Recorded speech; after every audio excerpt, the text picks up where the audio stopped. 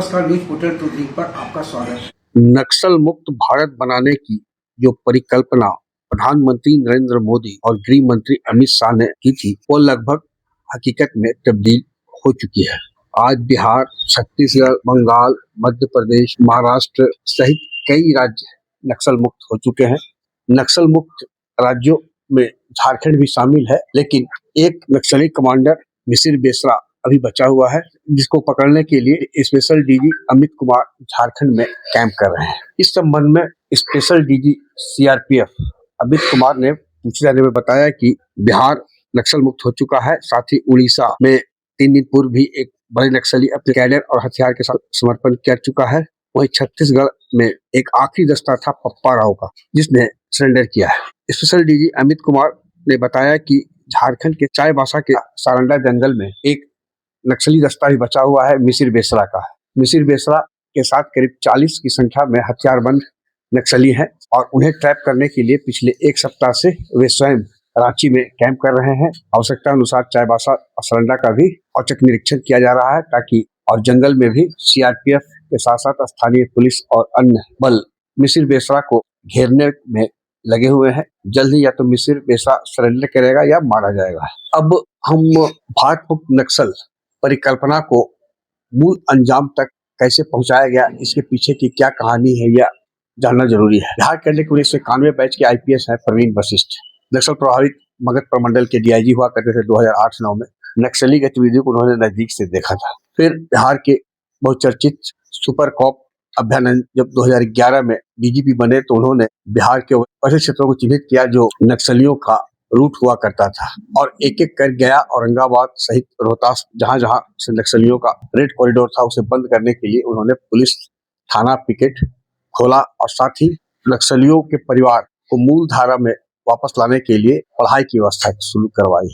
क्योंकि नक्सलियों के जो रोल मॉडल हुआ करते थे, वे नक्सली नेता संदीप यादव, विवेक यादव व अन्य हुआ करते थे। आहिस्ता आहिस्ता नक्सल प्रभावित इलाकों के बच्चे शिक्षा के प्रति आकर्षित हुए। उसमें बिहार सरकार का साइकिल योजना भी बहुत अहम रहा।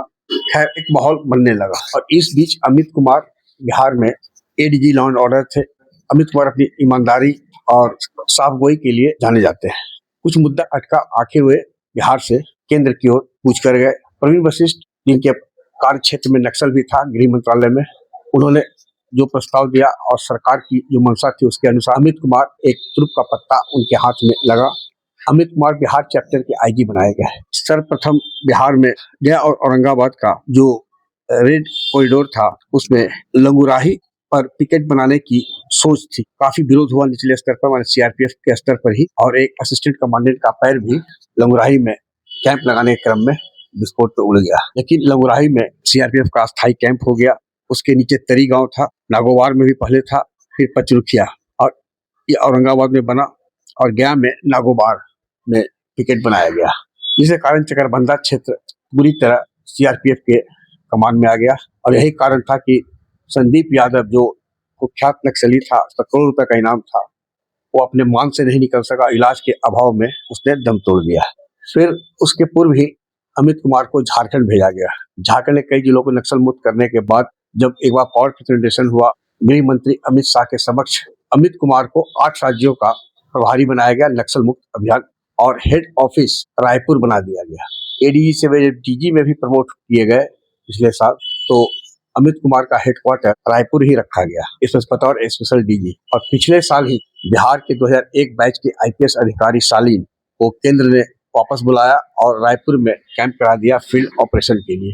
क्योंकि सालीन एसपीजी और एनएसजी में भी रह चुके हैं, ऐसे में उनका अनुभव आतंकवादियों के साथ साथ उग्रवादियों के खिलाफ क्या हो सकता है, उनकी ट्रेनिंग में थी। और इस तरह धीरे धीरे ऑपरेशन शुरू हुआ और आज स्थिति यह है कि जो डेडलाइन था मार्च 2026, उसमें काफी हद तक सफलता पा ली गई है। और एक दस्ता जो मिसिर बेसरा का है झारखंड में, उसके सफाई के लिए भी टीम लगी हुई है। जल्द ही या तो पकड़ा जाएगा या मारा जाएगा या वो आत्मसमर्पण करने के लिए मजबूर हो जाएगा। तो यह है नक्सल मुक्त भारत बनाने में बिहार कैडर के 3 आईपीएस अधिकारियों की कहानी। आग्रह है कि इस वीडियो के लिंक को लाइक, शेयर, सब्सक्राइब अवश्य करें। धन्यवाद।